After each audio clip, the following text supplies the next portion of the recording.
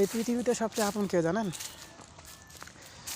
এই পৃথিবীতে সবচেয়ে আপন হলেন আপনি নিজে। কারণ যদি আপনি আপনাকে না ভালোবাসতে পারেন তো আপনাকে কেউ ভালোবাসবে না। তাই পৃথিবীতে চলতে গেলে আপনাকে নিজেকে ভালোবাসতে হবে। আর এই স্বার্থের দুনিয়ায় সবাই স্বার্থ নিয়ে ব্যস্ত। আপনাকে ভাবার মতন সময় কারো নাই। আর একটা মানুষের সর্বপ্রথম আর সবচেয়ে বড় শত্রু হলো কে জানেন? সেটা হলো আপনি নিজে।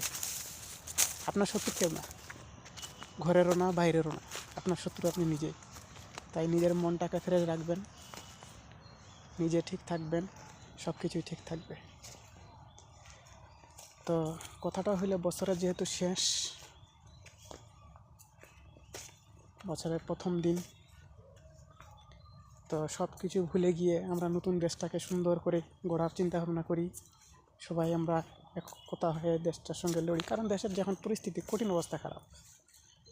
কারণ যে বাজার এখন জিনিসের দামপত্র কঠিন, গরিব মানুষের তো দিন চলা বড়টাই কঠিন।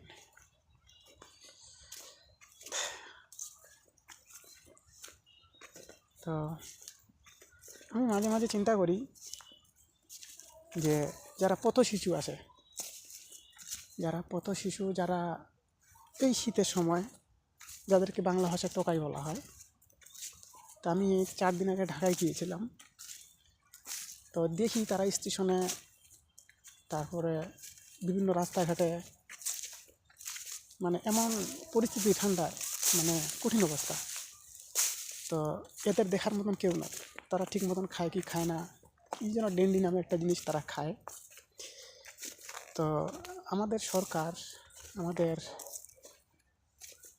এরা যদি একটু চোখ দিয়ে তাকায়, এরা যদি এদেরকে নিয়ে একটু বিবেচনা করে, ইনশাল্লাহ এরা একটা ভালো পথে আসতে পারবে। কারণ আমাদের দেশের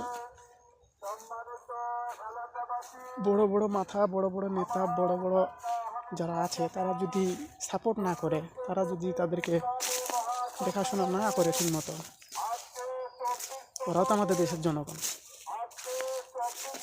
আজকে দেখা যাচ্ছে এমন একটা পজিশন যে রাস্তায় ছিনতাই হচ্ছে, মারামারি হচ্ছে, কাটাকাটি হচ্ছে, কাটা করছে, ওরাই করছে, বা ওদের সাথে যারা আছে। তাই আমি তাদের দৃষ্টি আকর্ষণ করে বলছি, এদেরকে মানুষ হওয়ার সুযোগ দেওয়া হোক। তো আমি কথাটা শুধু বললাম এই কারণেই, কারণ ওরাও তো আমাদের দেশের মানুষ। তা আমার কথাটা যদি একমত হন, আমাকে কমেন্টে একটু জানাবেন, একটু বলবেন যে আমার কথাটা ঠিক ছিল কি বেঠিক ছিল। ধন্যবাদ, সবাই ভালো থাকবেন। আসসালামু আলাইকুম।